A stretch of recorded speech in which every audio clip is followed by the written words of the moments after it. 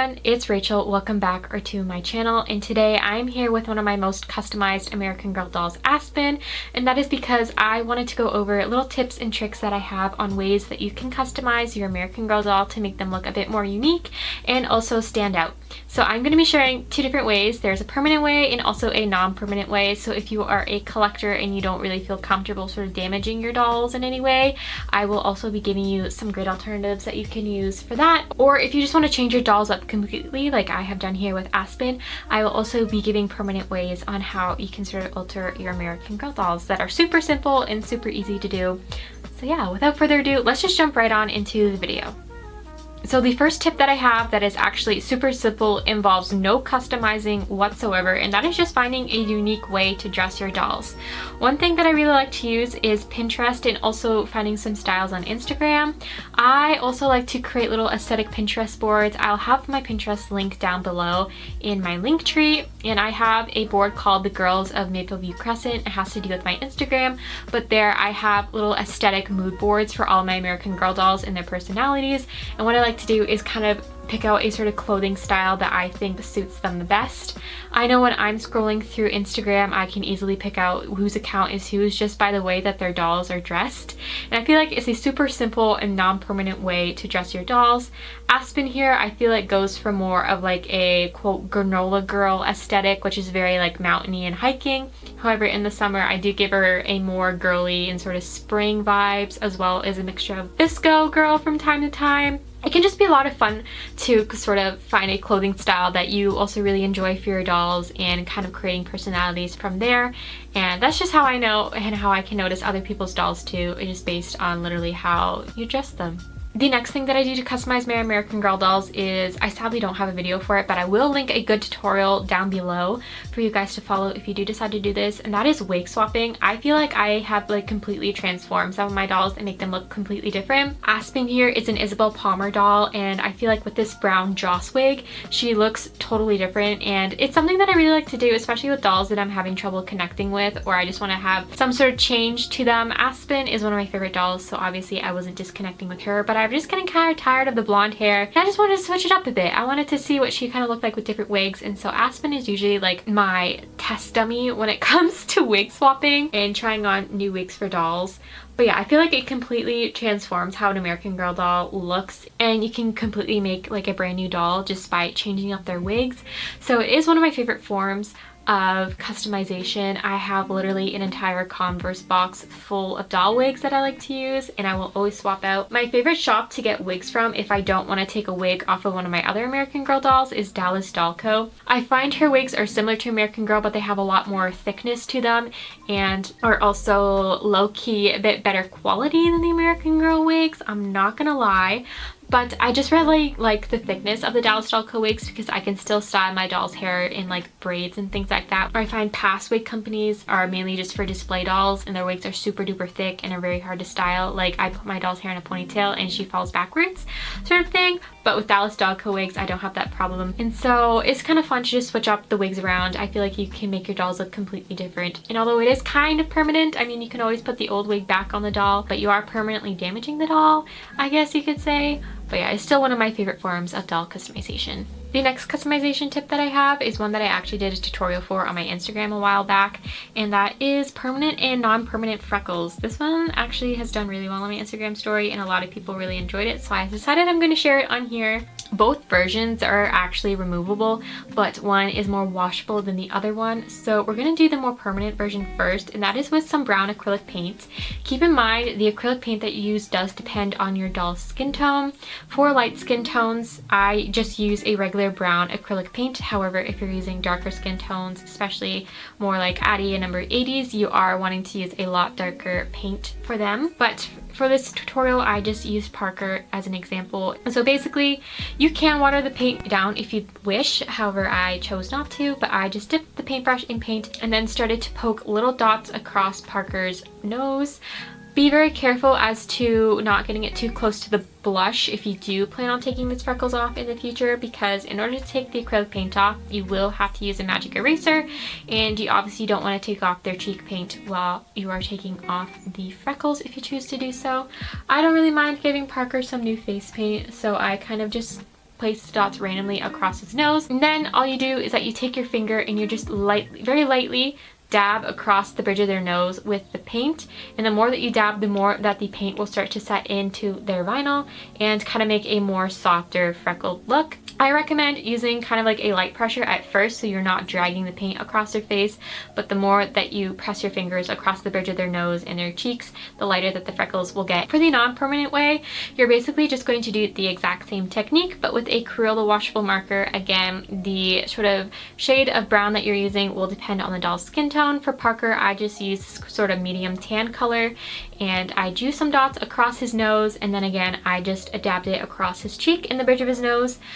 This one is super easy to take off. All you need is just a baby wipe or like a wet paper towel, and the freckles will easily wash away. But again, for the acrylic paint, you will have to use something like a magic eraser in order to erase it from your doll's face. You can also give your dolls birthmarks with the same techniques. For the moles, I like to just dab a spot of brown paint on their face with the acrylic paint and then sort of leave it, and then very, very lightly tap on the mole, and it'll kind of create that sort of, you know, mole shape without it looking too much like a freckle. But you can also just use the washable markers as well and just dab some marker on their face, and it kind of gives the same technique. This is another one of my favorite forms of customization. I gave Mia a whole bunch of freckles because she is my little redhead, so I had a lot of fun. I gave her freckles all over her arms, shoulders, knees, and I think she just looks so cute. And I also gave some of my dolls that I find that like to sit out in the sun a bit more. You know, Aspen is very adventure girly. I like giving Joss some more freckles as well. It kind of fits their whole outdoorsy sort of summery vibe to them. And I also find it very cute to give my dolls freckles in the summertime, and I can take them off in the winter, you know, for realism things, for photos and things like that. I think it is very cute and one of my other favorite forms of customization. The next tip that I have is probably the one that is the most highly requested tutorial that I get over on my Instagram, and that is how I give my dolls ear piercings and nose piercings. There are two different ways that you can do this. There's a permanent way and a non-permanent way. I'm going to start off with the non-permanent way first because it's the most easiest. All you need is some glue. I just use some regular Elmer's glue because I feel like that's what a lot of people have on hand, and just some sticky gems that I got from Michael's. And so all that you have to do, I'm going to use Lilo here as an example, is dab some glue onto their earlobes. I probably, looking back, would have used either a more fine tip glue or a paintbrush to put on the glue, but I just dabbed it onto her ear and then used my finger to take off a lot of the excess glue. And then I would also recommend using some sort of scrapbook tweezers if you have them, but all you gotta do is just peel off the gemstone and stick it onto their ear. Of course, you can just use the regular glue from the gemstones, but I find they don't stick very well and kind of fall off their ears every once in a while, so I like using Elmer's glue or maybe even some tacky glue in order for the earrings to stay on a bit longer.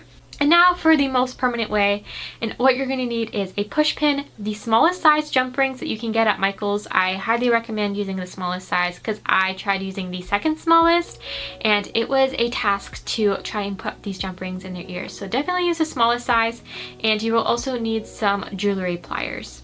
And you're also going to need a marker in order to sort of mark where you want these earrings to go. Highly recommend obviously using a washable marker to do this. So you're going to start off by using a washable marker and placing some dots on her ears in order to make sure that the earrings will be even. I like to guess using this method. Obviously, I'm pretty sure my Aspen's earrings are not even at all, but I wanted to give her some extra piercings because I just like the style of the more piercing look.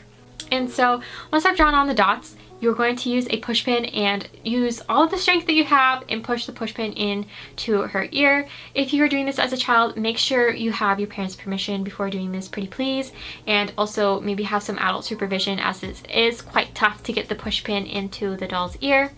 Once you have the push pin in their ear though, I like to leave it in there because once you take the push pin out, the vinyl will start to close up again. And so definitely leave the push pin there while you are creating the earring. When creating the earring, all you have to do is you take a jump ring and you're going to turn it into this letter J shape.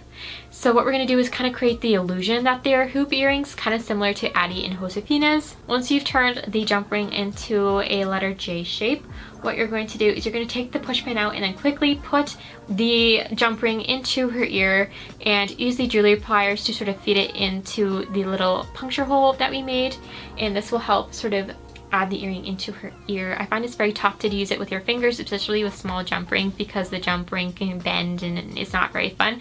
So I find it a lot easier just to use the jewelry pliers. And then you can shape it to your doll's ears as to how you like.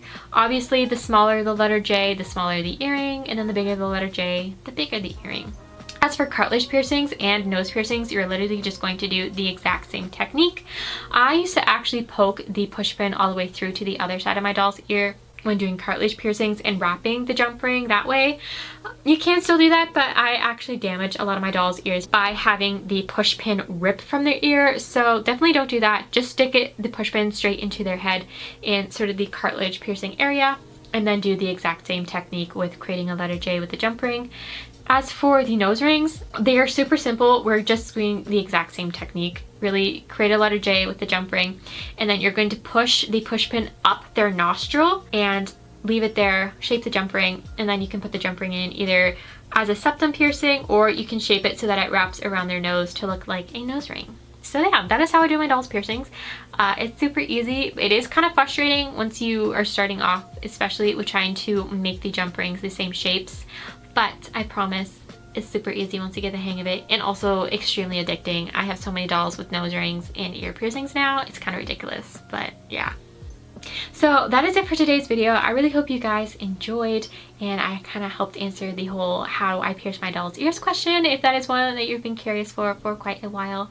And I hope these tutorials were nice and clear. I will answer any questions that you have down below in case maybe my instructions weren't clear enough, because I really do struggle when it comes to explaining things, but I did try my best.